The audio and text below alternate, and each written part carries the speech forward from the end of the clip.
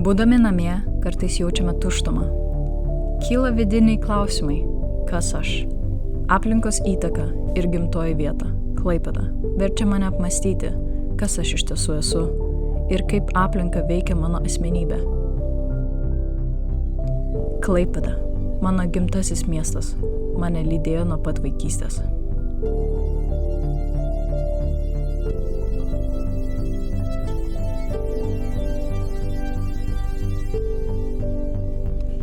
Čia šeima įtvirtino gyvenimo pamatus, o draugai tapo neištrinama mano gyvenimo dalimi.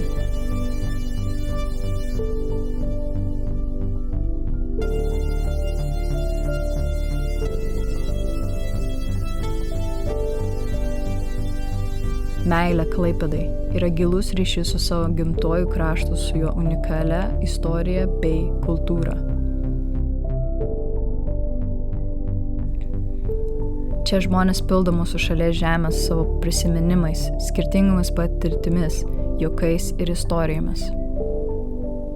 Palaipsniui pradedame vertinti tai, kas mus supa. Net aukšti pastatai ir gatvės neatrodo tokie tušti.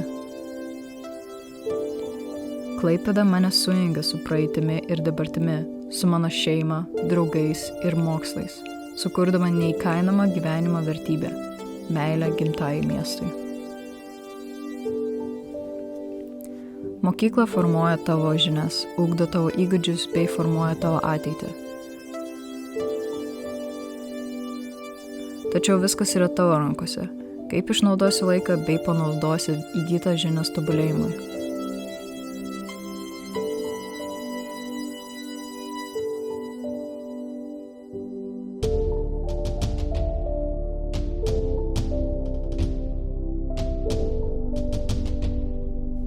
Kartu su klasės draugai ir auklėtoja, mokykloje praleistas laikas sukūrė daugybę nepakartojamų prisiminimų.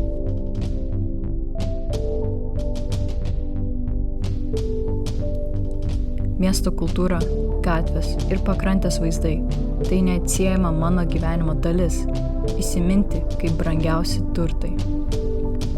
Kartu su šeima ir draugais praleistas laikas aplink Klaipėdą maitina mano sielą, suteikia nepakartojamą patirtį, kurio neįmanoma pamiršti ar pakeisti.